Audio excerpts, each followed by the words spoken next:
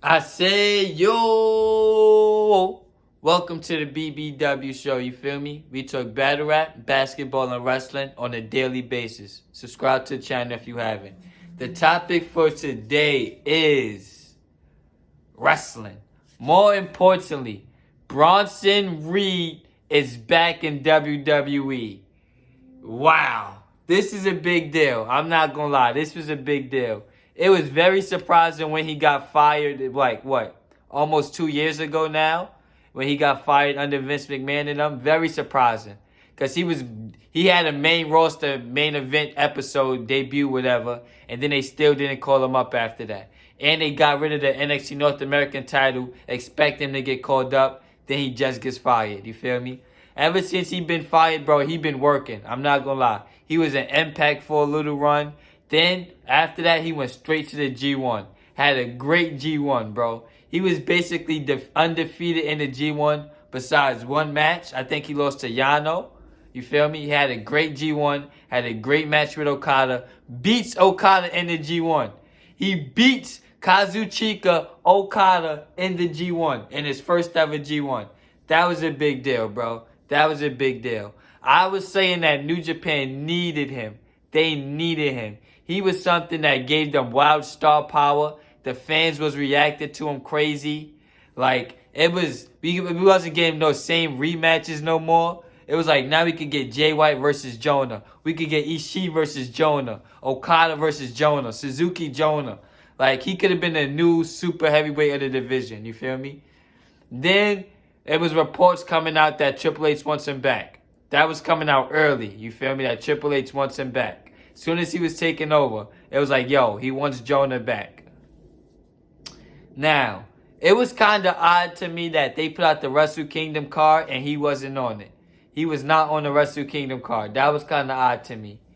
And so I was like, oh, that's interesting. But I didn't think about it. And now they had him debut on Monday Night Raw last night, helping The Miz in his Dexter Lumis feud. That's my biggest issue. I don't like the way they debuted him.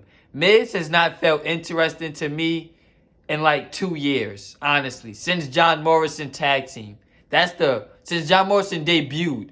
Once they was a tag team and doing the squirt guns thing, I was over it. But once John Morrison debuted, that was the last time I was interested in The Miz. Now he's doing this thing with Johnny Gargano and Dexter Lumis.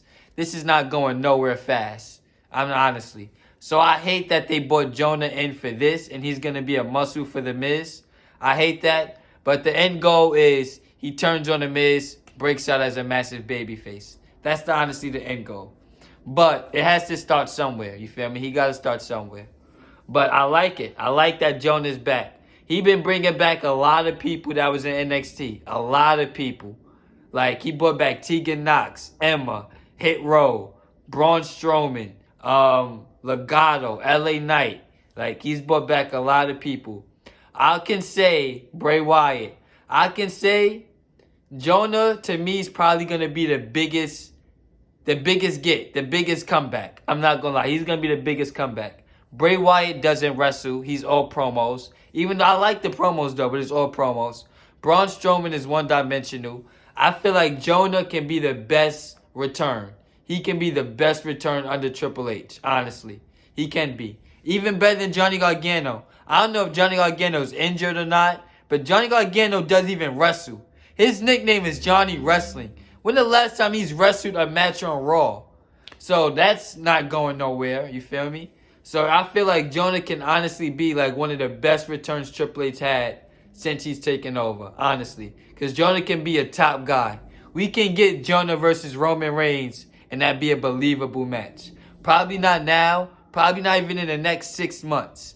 But next year sometime, next 2024, because I know he got a 3-year contract.